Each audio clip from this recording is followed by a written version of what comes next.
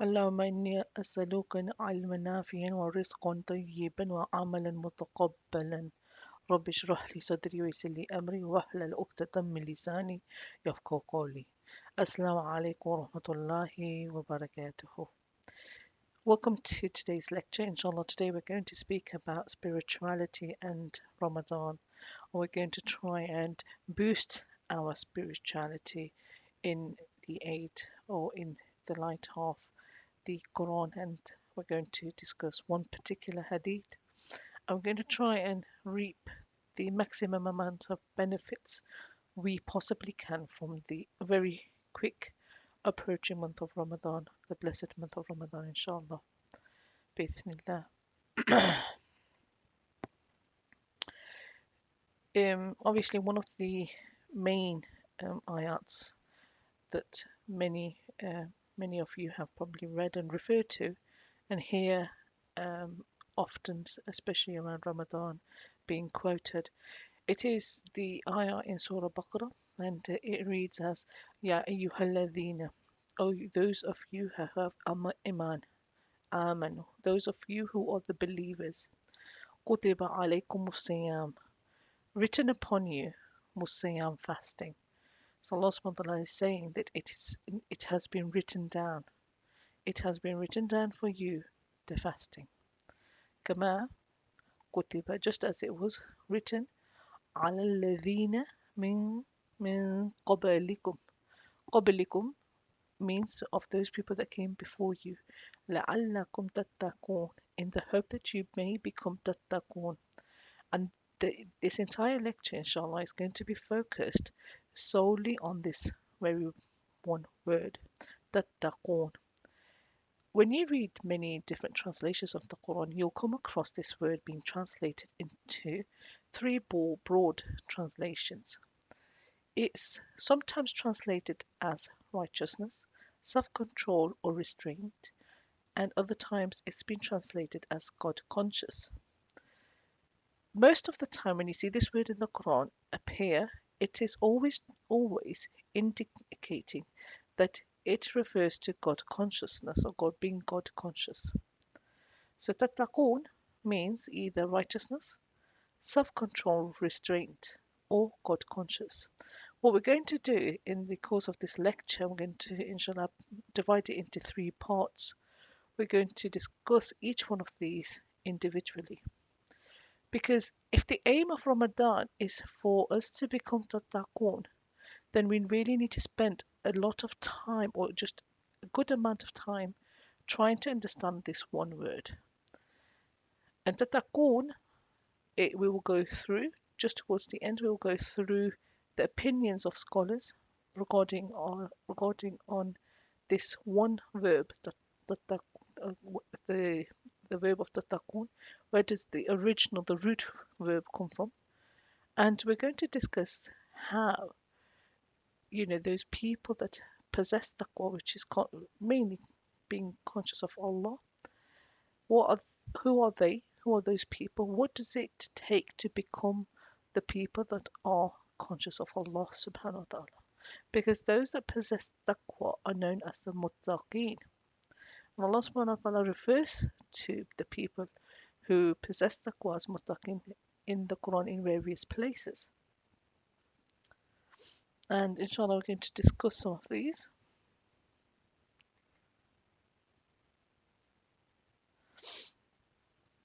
For example, in the first few ayats of um, Surah Baqarah, you will find in the first page or first ayats the word tattaqun appear. In this ayah, inshallah, we're going to be discussing uh, righteousness. So the first aspect of taqwa, of tattaqun, becoming tattaqun, it is to acquire righteousness. So what is righteousness and how can we acquire righteousness? Allah subhanahu wa ta'ala tells us, ليس البر أن تولوا وجوهكم قبل المشرق والمغرب.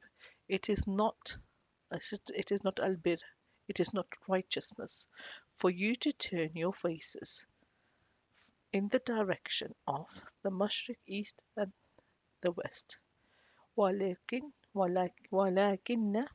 Al-birra, however, or but al-bir, the righteousness, it is from iman.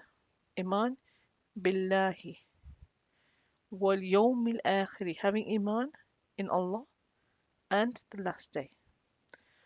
Wal malaikati wal kitabi wan nabiyina wa atal mali. So to believe in the Yawm al Qiyamah, Yawm al Akhir, the malaika, the angels, the books of the prophets, and to give money ala hubbi wa atal mal, give wealth ala hubbi, in spite of the love for your wealth. So you give your wealth away, and it is not easy to give something in spite of loving it. We have seen many people that acquire wealth. It is a common factor where people tend to acquire wealth rather than give it away. People do not give wealth away easily, and that is because of the love, the sheer love that they have towards that wealth. And that is exactly what hinders somebody trying to give that wealth away. It's because of that greed. The greed overtakes the person, and this is why one of the pillars of Islam is to give zakah. And you're encouraged to also give voluntary sadaqah. So give money in spite of the love, and inshallah we'll go straight to the English translations. And of course, we've been discussing taqwa, and it says here, al birra min al taqwa. Al bir min taqwa. Min taqwa, sorry. So al bir comes from taqwa. Righteousness comes from taqwa. Allah subhanahu wa ta'ala tells us righteousness, it is from taqwa. Taqwa means what? It means to be conscious of Allah. And how do we be conscious of Allah? Is to fear Him. And this is what is mainly been translated into the word the taqoon. It means to become conscious of Allah subhanahu wa ta'ala through fearing Him. So you acquire consciousness of Allah through the fear of Allah.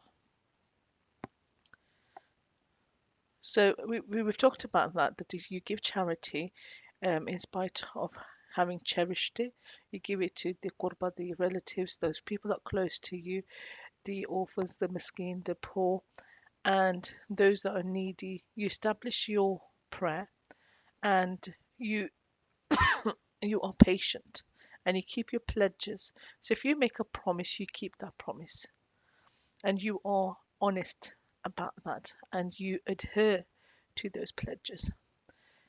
You will not attain righteousness until you spend at what you love, and we discussed that. If you are not spending, if you are not able to give things that you love away, then you are not going to be able to survive in this world. At one point or another, we will lose something or somebody that we love. And if we cannot part with wealth, if we cannot bring ourselves to part with something that we love, for example, wealth, give that up. We are not training ourselves. We're not learning to give something up for the sake of Allah. In the last ayah, it says, do not let the hatred of others allow you to be unjust. It is not easy to be just. You cannot attain righteousness if you are not a just person. And it's very hard to be just when you're dealing with somebody that may be very close to you and you have to pass a judgment that's not in their favor. That could be very difficult. But what is more difficult is the hatred.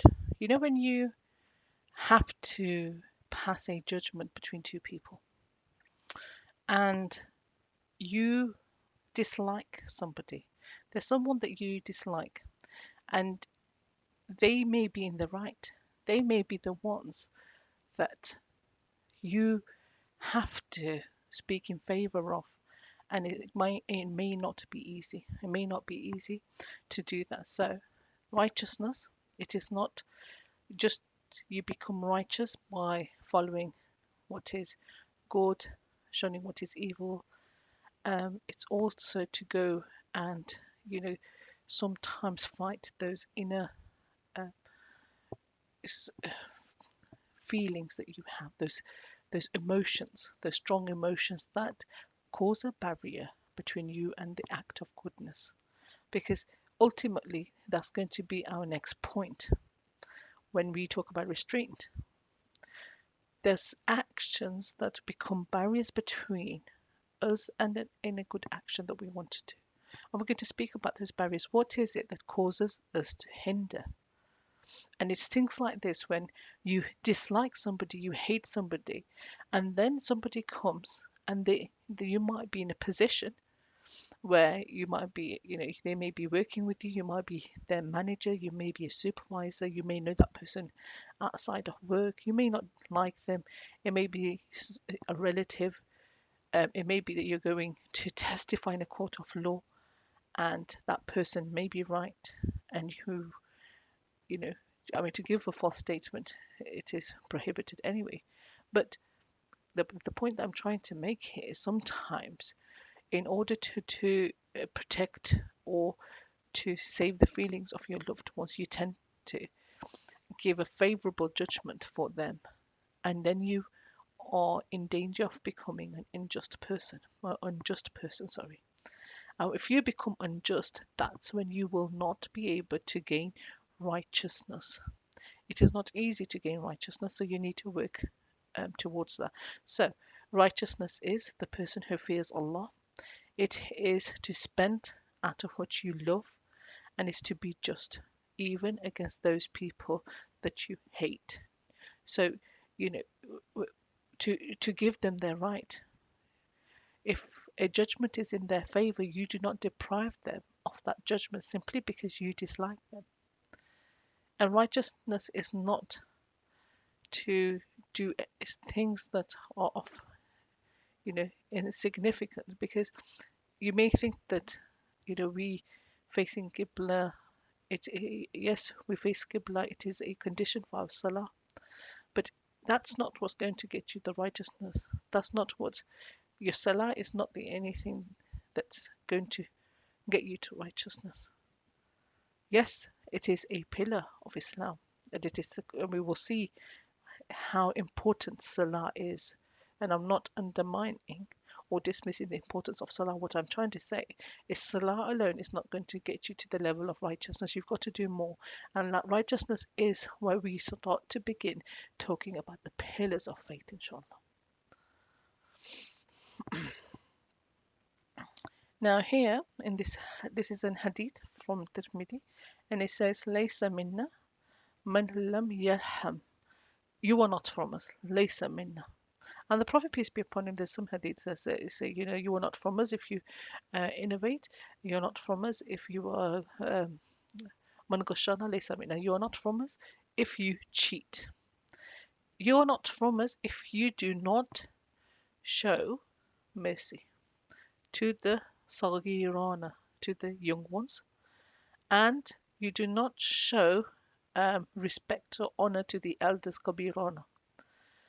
Why did the Prophet, peace be upon him, say that? There was an elderly person that came into their circle, and people were hesitant to make room for this person. This older person came. So the Prophet, peace be upon him, said that righteousness, okay, because righteousness is to be amongst the Muslims. If you want to become Muslim, if you want to be classified as a Muslim person, and because righteousness is connected very much to behavior, it's akhlaq. Because the Prophet, peace be upon him, said, "خَيْرُكُمْ مَنْ أَحْسَنُ أَخْلَاقًا." The best of you is the one who has the best morals or the best etiquette. So you have to think when you spend time or you work towards righteousness or spend time in understanding righteousness, you have to think about how it is connected to character. So, character as in being merciful to the young, showing mercy to the young, respecting your eldest amongst you, the elders, and that's what's going to make you a Muslim. That's going to be the consideration that you are a Muslim now. Okay, moving on. Right. Righteousness is also, as we said, good character. It's the sins that trouble your conscience. So righteousness is good character, and sins that trouble you, and the conscience which and your conscience, sorry, and that which you do not want others to know about. So righteousness is part of good character. So good character, being good with people. Um, the sins that trouble your conscience, there are certain things that we do not like about ourselves, and we wouldn't want people to really know. So if there is something in yourself that you do not like to disclose, or you wouldn't like people finding out, um, that that is um, things that are part of the negative aspects of your character, and you should and that's something that we should all work towards eliminating, working towards getting rid of them. And obviously it's it's not hypocritical. It's not, this said, it doesn't mean that you're one person at home and you're completely different with the people outside, because you simply just don't want them to know what kind of person you really are. It doesn't mean changing or altering your personality. It means that there's certain things that you do, there's certain aspects of your character that you have, um, and those elements are the ones that trouble you. You do not like, or you would not like for people to learn about them about you. So you should try and work on getting rid of them. It is really more about being embarrassed about those sins of being disclosed. It's not about being hypocritical. And that's why we have to understand the hadith in its context. Allah subhanahu wa ta'ala tells us in this surah here, or in this particular ayah, that He has inspired our soul. فَأَلْهَمَهَا فُجُورَهَا وَتَقْوَاهَا. He inspired the soul to know its sin and piety. Allah subhanahu wa ta'ala has taught us the difference between sin and piety. So, because if I say to somebody, you need to work towards righteousness, someone may just ask me, what is righteousness? How do I know how to acquire righteousness? When will I know the act that I'm trying to acquire it falls under the category of righteousness? How would I know? And the answers given here, Allah subhanahu wa ta'ala inspires you to know. We all know through our subconscious that, or our sixth sense, sometimes I refer it to that, to know what is righteous. And what is that sixth sense? What is that subconscious? It is called the fitrah. Allah subhanahu wa ta'ala has created everybody on the fitrah. And that fitrah is the very thing that inspires you to know from sin, between the difference between from sin to piety. You become someone on fitrah. You become a person that knows their sins. You're aware of them. And you know what is piety. You start to recognize and you start to work towards it. And that is what righteousness is. It is about working towards piety. It is about recognizing sins and eliminating them. And that is through the fitrah. The fitrah does weaken over time, but that is due to the accumulation of sins.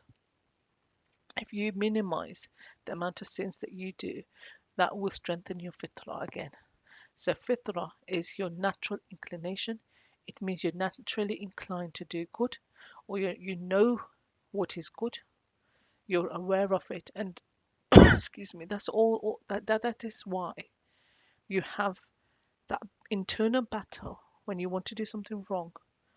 That voice that eats away at you, that tells you you shouldn't do this. So you need to, and there's this hadith that when the jinn, they try to incite you, the jinn tries to incite you to do something wrong, and the angels try to encourage you to do something good. So you have that internal battle. So if you're strong enough, you would defeat the waswasas, the whispers of shaitan. But if you're not, you will submit to them. Excuse me.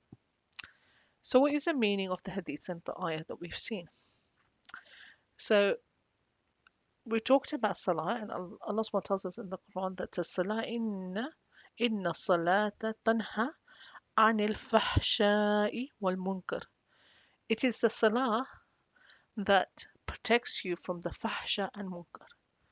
That is evil deeds, the sinful things, and worshipping other gods, becoming a polytheist. And it means that you become on the Tawheed, really. That's what it means. That you are protecting yourself from Tawheed, protecting yourself from worshipping other gods. What we've seen so far, righteousness is connected to what? Loving the young, respecting elders. That is what's going to get you to be considered as Muslims. Because otherwise the Prophet said, Laysa minna. Your fitrah is strengthened by you doing good deeds, more and more good deeds. Very good time in the month of Ramadan to increase or strengthen that fitrah. But fitrah is something that you've been created with naturally. Allah subhanahu wa ta'ala tells us in the Quran that when He created us on the fitrah, He excuse me, um, he said, Laysa rabbukum, alaysa rabbukum, qalu bala. They said, indeed you are. So Allah subhanahu wa ta'ala created us on this fitrah, and that helps us in determining what is good and what is bad. Giving wealth in spite of love for it, that we've seen repeated twice. Giving wealth away in spite of loving it. Salah, protecting us from evil deeds and disbelief, shirk. So to make sure that we are on Tawheed.